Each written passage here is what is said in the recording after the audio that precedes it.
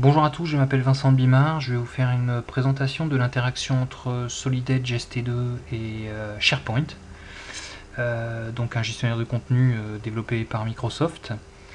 Nous sommes ici sur SolidEdge ST2. J'ai un VirtualBox qui contient Windows Server 2003, SQL Server 2005 et SharePoint 2007, avec le connecteur entre SharePoint et SolidEdge qui s'appelle Insight. Donc Insight doit être aussi de la version ST2, sinon ça ne fonctionnerait pas. L'idée c'est de venir enregistrer un élément, donc un fichier par, un fichier natif SolidEdge, une vis CHC M10, de venir l'enregistrer sur la base SharePoint et de venir spécifier un maximum de métadonnées pour pouvoir retrouver les informations ou retrouver cette vis sur le serveur SharePoint sans pour autant avoir besoin d'ouvrir le fichier. Donc nous sommes ici sur un composant qui a déjà été dessiné, qu'on va venir enregistrer sur la base SharePoint en utilisant l'outil enregistrer sous tout simplement. Et on va venir l'enregistrer sur un raccourci vers les bibliothèques de documents. La bibliothèque de documents concernée s'appelle donc SharePoint, dans un dossier qui s'appelle en cours. Et là je vais l'enregistrer dans le dossier vis, qui est l'endroit où je mettrai toutes mes vis par exemple de ma bibliothèque. J'enregistre le document. Lorsque j'enregistre le document, j'ai accès à une fenêtre qu'on appelle la fenêtre de propriété, que je peux tout à fait remplir avec l'indice de révision, la matière, etc. Rien de bien probant dans l'immédiat va venir spécifier que c'est une vis, donc j'ai pas d'éléments type le pas qui sont renseignés dans les propriétés.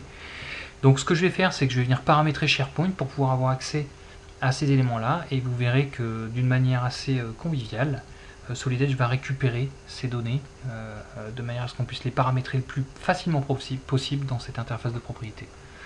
Donc je vais dans un premier temps annuler l'enregistrement, fermer ce document, il va me redemander d'annuler normalement, j'annule,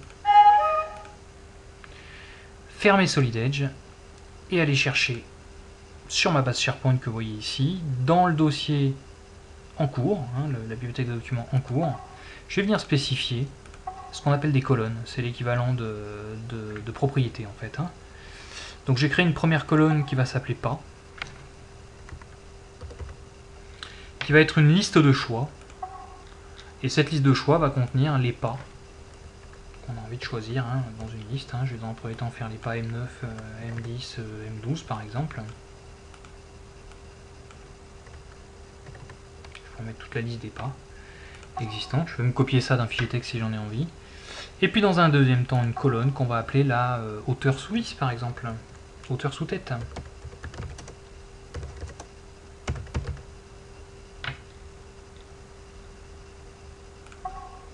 Voilà, donc j'ai créé mes deux colonnes. Je dois pouvoir les apercevoir directement, normalement, ici, pas et hauteur sous tête. Je vais rouvrir SolidEdge et le composant que j'ai ouvert tout à l'heure, c'est-à-dire la vis.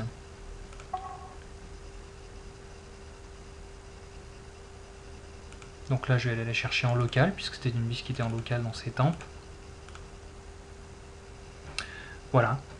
Et je vais maintenant venir l'insérer dans ma base SharePoint en cliquant sur le raccourci, toujours pareil, sur le raccourci vers la bibliothèque de documents. Je vais l'appeler m10.par, ça va très bien. J'ai maintenant accès aux propriétés avec les éléments que j'ai spécifiés, donc une liste modifiable. Je vais choisir M10 pour le pas.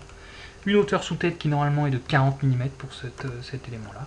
J'aurais pu spécifier une série de composants complémentaires, mais dans les médias, je pense que ça suffit. Ça vous permet de faire déjà une première approche au niveau du paramétrage de votre bibliothèque de documents. Et enregistrer mon document sur SharePoint. Mon document étant enregistré, je peux l'archiver.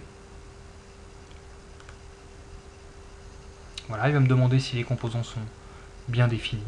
Lorsque j'archive mon document, je vois bien qu'il passe en lecture seule. Et je vais maintenant pouvoir vérifier sur SharePoint que le composant est bien défini, avec tout simplement une édition du contenu de la base. Et on voit bien ici M10, hauteur 40 mm. Merci beaucoup, j'espère que ça vous servira pour la suite, et puis à bientôt. Au revoir.